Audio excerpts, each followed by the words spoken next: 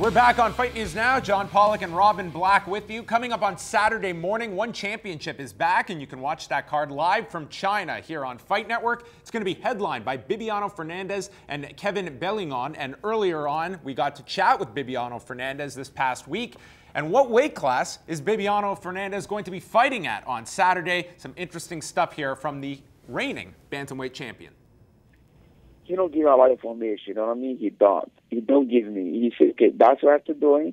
That's what I have to walk. You não can lose weight. You cannot cut weight. You não can hydrate yourself. And I will keep check you. I say, okay. And that's it. You know what I mean? And I don't want to stress now. I don't want to guys, but I don't want to go there. I want to focus on the fight. That's what I have the weight have to be. I did that weight. And that's why I go for the belt, you know what I mean? But after, I go sit to the guys, I go ask, okay, guys, listen to me. I'm in champion 135 bantamweight, you know what I mean? What happened now? But I can't ask this question now yet. Because I'm still here, that's what I have to do it, and I don't want to stress for the fight now. I accept the fight, that's okay, I can do that. You know what I mean? But later, I have to go through a lot of things I have to.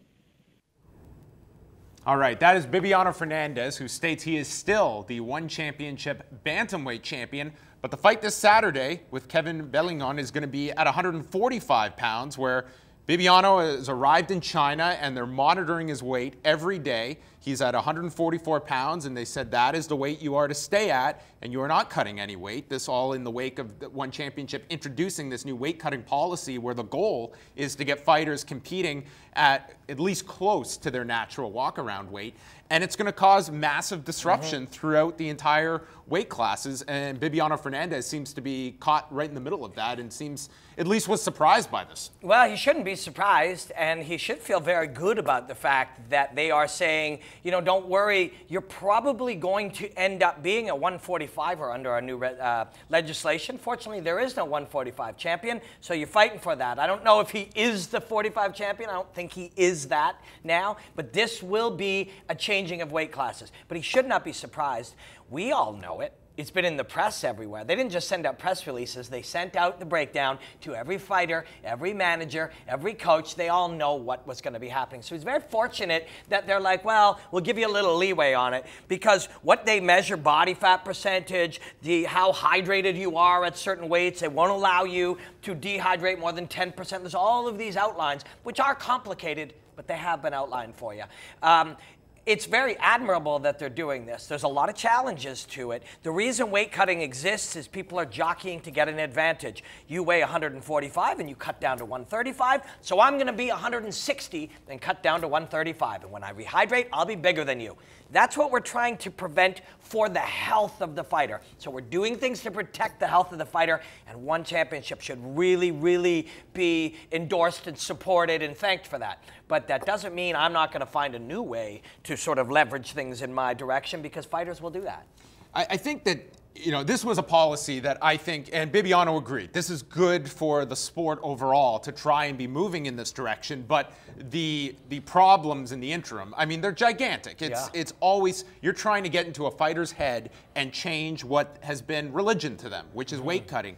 I think you can simplify it down a lot more, that these fighters, it's not as if they're going up a weight class and suddenly in there with a giant. I mean, theoretically, if you and I, Robin, were fighting at 135 pounds and we get to China, this policy is in effect.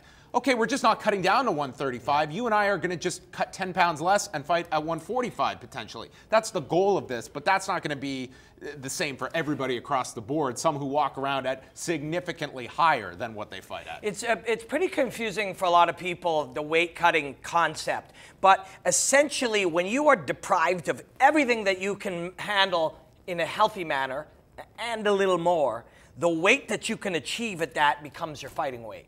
Now, some people, it's 35. I mean, Frankie Edgar is smaller than me, and Frankie Edgar is smaller than Dominic Cruz. But Frankie Edgar was the 155-pound champion. Frankie Edgar's natural weight, according to the modern weight cutting, which is very unnatural, is 135 pounds. But he fought at 155. But if he did what everyone else does, he's 135. Now, Frankie Edgar, under this new plan, will fight at 155. but he won't be fighting Gray Maynard, who's really a welterweight. Do you understand? It's the degree of weight cutting that people are willing to do. Once we remove that and we legislate how much they are and aren't allowed to do, there'll be a lot of jockeying. Frankie Edgar would stay where he is, but the guys that he fights normally would go up to welterweight and even beyond. So there'll be an interesting jockeying. It's done to protect the health. The UFC went in and did something very costly and very complicated in bringing in drug testing, and that'll really protect these guys' health. And these guys are doing something very complicated and very costly and working on trying to solve the answer of guys unhealthily cutting weight. If we bring those two things together eventually, we're going to really protect these athletes. And it'll be interesting to see 6 months from now how effective this is for one championship and how a UFC responds when they can see an outside promotion essentially be a guinea pig for this entire experiment and how they react. And that is good, but they're not doing the heavy drug testing. So they got half under control over here, and they got half under control over here. Interesting stuff. And once again, that one championship card coming up Saturday morning early here on Fight Network. Fight News Now continues.